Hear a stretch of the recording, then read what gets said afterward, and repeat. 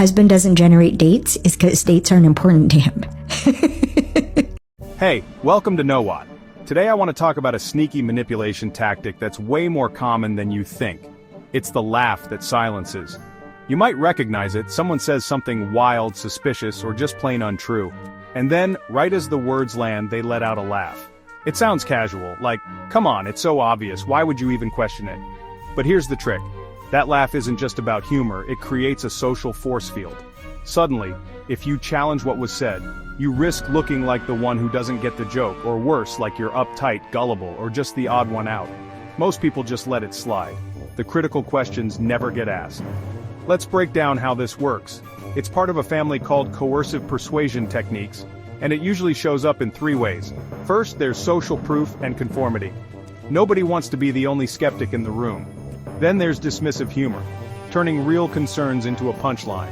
And finally, preemptive invalidation, making it look like only a fool would question what's being said. So how do you protect yourself? The key is to pause. Separate the message from the delivery. Don't get distracted by the laugh. Instead, try asking, wait, are you serious? Or can you explain that more? Or why do you say that? That way you break the automatic agreement trap and take back control of the conversation. Alright, let's dive into a real-life example. Watch this interview clip and see if you can spot the laugh that silences. If you found this helpful, hit like, share, and subscribe for more breakdowns like this. If your husband doesn't generate dates, it's because dates aren't important to him. That's why it's on you to generate the date. And he'll want to know where you want to go instead of picking the restaurant. Why? Because he wants to make you happy. So are dates more for women than for men? A lot of times, yes.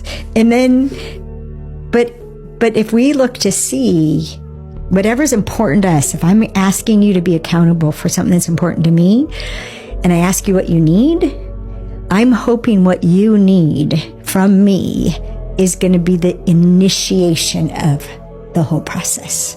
I want it to be in my hands because this is my need. This is important to me. So when Dan, my boyfriend, says, will you text me? Of course. Because he's just said yes to something I asked of him. If I text him, that's all he needs, and he'll go do it.